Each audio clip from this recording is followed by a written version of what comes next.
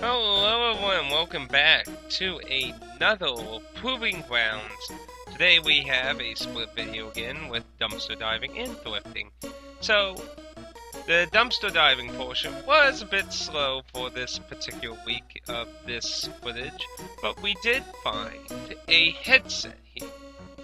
Now, the first thing I'm doing here is checking if it's been cut and what might be wrong with it. We've cleaned it up and have found that it is perfectly functioning and has not been cut or anything, so no idea why it threw it away. But did sanitize it and everything. There is a bit of a scuff on the mic headpiece, but I mean, I don't know if the person returned it and they just threw it away because of that, maybe. Now, I also found a whole bunch of advertisement slip things that you put in the cover pieces. And I've been stockpiling when I find a bunch of these that are okay, they're not ruined by wetness or anything. I've been stockpiling them in the box to give to the store that I give a lot of the ad stuff that I don't want or don't think I can get a few dollars or a buck or something off of to and trade for a few games. So, these were some of the first initial ones I found, really, of a good stock of them. Now, keep in mind, this footage is pretty old. I haven't been able to really edit for a while since all the overtime I've been getting, but with things slowing down and the Christmas off time, which, thank goodness, has given me a good amount of time to get a lot of things done. I'll hopefully get through most of the footage I've been meaning to get through. But I have been stockpiling these, and I got about this very box you're seeing here, about half full with a bunch of different inserts. And they can be used as backup covers and that too, so certain ones like that I wouldn't see as exciting. And I found this little miniature Wolfenstein poster. Ad poster thing, I'm not really sure. And there was also these instructions. This was the week they changed in these bins on the left. These bins here from the big open ones. And I think that was so awful. They are so limiting in the amount of space that you can search through. It's ridiculously retarded. I don't know why they would switch to those ones on the left when you got the bins that was in the picture in the far right that keeps right there. Why would you replace them with those where you have so much more space? And I asked the guy I know about it one day too, randomly. And he's like, oh no, these are much better. Yeah, fuck you. That's why they're overflowing and almost impossible to look through unless they're empty-ish. I mean, seriously, the one where I do this dumpster diving at now, it basically is fucking packed. Well, hell, I've seen actually some of the discs be broken from probably people trying to look through it and putting too much pressure or trying to look through the different little slides there. That's why I have to pull them out and sit and stack side and then stuff them back in. It's really annoying. I don't know what the fuck they did that. But so far, I'm going to try and not have so much of the looking at cases in, but a lot of the original footage I've been doing has it. At this point with cases, I mainly they're throwing away a lot of cases without even putting stickers on them. They're just automatically throwing away in whatever condition and things are on them. So I've been finding a good fair amount of cases that don't even have stickers on them. And I think for the most part, I'm going to stick with those unless there's a special case I find, like the ones that have 4 disc holders or GBA slots in the DS cases. And obviously, if I can find some PSP cases, I don't care if they have stickers on them, I'm keeping them. Those are hard enough to get. But when it comes to definitely 360, for sure, I'm finding plenty of cases without stickers, so I've just been giving those side. Now, here's another interesting thing found. It's a wobble thing. It goes around the Wii U pad, and it has 2 styluses in it, but one of them was broken, and again, I don't know if the person bought this and the stylus was broken. It's pretty mashed and everything, so it's kind of hard to really know what the fuck happened to this.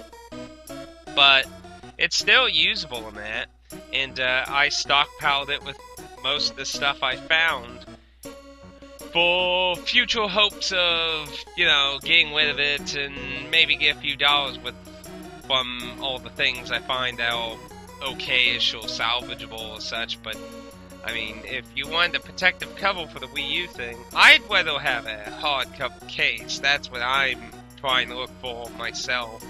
Some kind of hardcover case, so the screen doesn't get dusty just sitting around. I've been keeping in the foam wrap thing that came with the console itself. So, but and I have not even been keeping the generic GameStop cases. The only thing I've been using them for is whatever cases that I decide that I want to keep, and I take the inserts out like that. I just been putting them back in any generic GameStop cases I find that doesn't actually have cover art. You know, with the lame GameStop logo shit on it. Those are obviously not as much valuable that, so I get rid of those and just insert any extra covers. Now, when I first started doing this, I was taking out a lot of the inserts like this, but now I'm a lot more pickier, like I said before. So now I mainly don't have as many of the inserts left. I do have some that I still need to get off my floor, but for the most part, I've gone most of them putting cases or placement cases or something that I don't want. Now, I've been doing a pretty good racket, giving them to a little mom-pop store that just, you know, give a shitload of these cases, artworks and stuff that he can complete different loose games with, and I just get a game or two. And I've been getting a few nice things at. I mean, I've been showing them off in videos and that. Now, the only game find, which is coming up here, I'm sure you've probably noticed it, because it's been sitting on the very top of the pile this whole entire time, going down and down. But the only thing we found was, I believe it was a PS3 disc, but I know what game it was. It was Guitar Hero World Tour, but I believe it was the PS3 version. And I tell you, you find so many of the music games in the dumpsters. First-person shooters and music games all the time. It was pretty gunky condition because it was in the yellow sleeve, and it was soaked. It was soaked. So it's not destroyed, obviously. It's not like destroyed, but I definitely would recommend cleaning in that. But in the thrifting department, I mentioned the last time, I believe it's the very last thrift video, that I found another Flight Simulator game in a big DOS box like most Sierra games. And I mentioned it had a lot more crap than the previous one I found. And this is it. It has this giant ass binder and stuff on planes and that. And I would assume if you're a big plane enthusiastic type person, you would probably really like this. And it had some backup discs for I would assume the person copied, because some of the older games like this, there were systems or allowed you to copy, so I'm assuming they made backup little hardcover floppies there. But either way, it has a lot more stuff in it, and it's pretty nice. And again, you know, not generally something I'm interested in, but I can't resist these big boxes, especially these old big boxes, and it's just a shame. I'd hate them to end up in a dumpster or something like the shit that GameStop does, because they certainly don't deserve that, especially when somebody went through so much work to keep it going. We got some Jurassic Park still, and a flight game that has nothing. I was just, you know, I only have these Flight Simulator games I'm saving in the DOS age here. Now, I found not only number 2, but number 1 of this game. Both boxes, it's white, you can probably see it on the shelf there if you were quick to look at, but both are boxed. The discs were pretty okay, they have books and that. I haven't tried them or anything yet, But usually, you know, like I said, at this thrift store, they're usually anywhere between $1 to $3, usually varying. Sometimes they do deals with that. The case is nothing special. It has multiple discs. It was pretty good condition. So I snagged both 1 and 2. I figured, if I remember correctly, they looked like some kind of real-time strategy game, I believe, if I remember correctly. Like I said again, this footage is quite much older. And I've been way behind on doing this stuff. And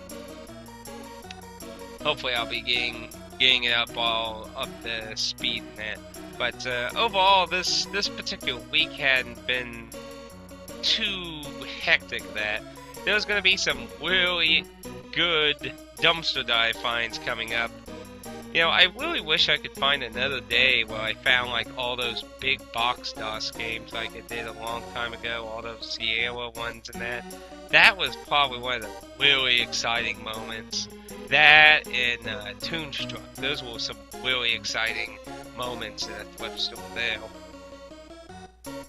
That cover art there with that guy on the left. Yeah, it's some kind of like real-time top-down kind of thing.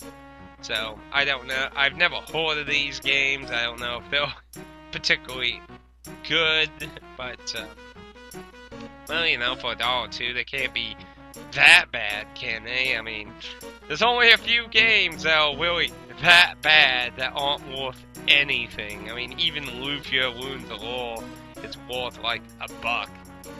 I mean, just $1 for the mere absolute boredom of the game. It's an awful game.